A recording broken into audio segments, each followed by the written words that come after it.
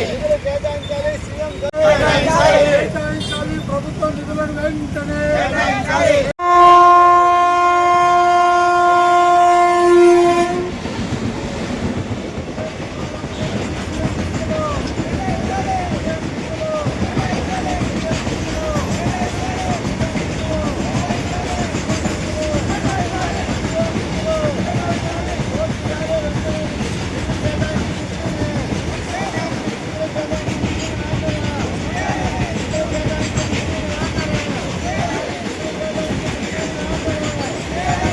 కార్పొరేషన్లో బాక్రాపేట ఈ రోడ్ ఏదైతే ఉందో రైల్వే అండర్ బ్రిడ్జ్ నిర్మాణం అనేక ఏళ్లుగా పెండింగ్లో ఉంది. ఇది రాష్ట్ర ప్రభుత్వ అధికారులకు పట్టట్లేదు, కేంద్ర ప్రభుత్వ అధికారులకు పట్టట్లేదు, ప్రజాప్రతినిధులకు అసలే పట్టట్లేదు.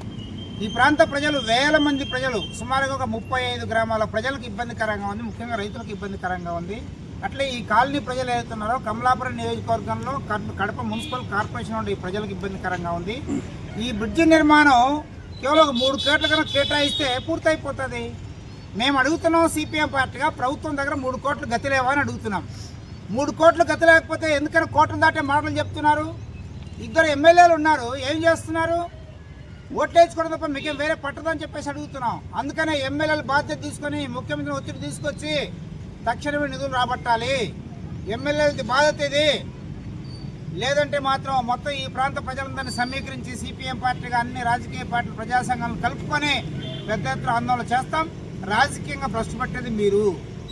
రాజకీయంగా భ్రష్టు పట్టాలని కోరుకుంటున్నారా, లేదా ప్రజల సమస్య పరిష్కారం కోరుకుంటున్నారా? ఆచరణను రుజువుపించుకొని చెప్పేసి కోరుతున్నాం.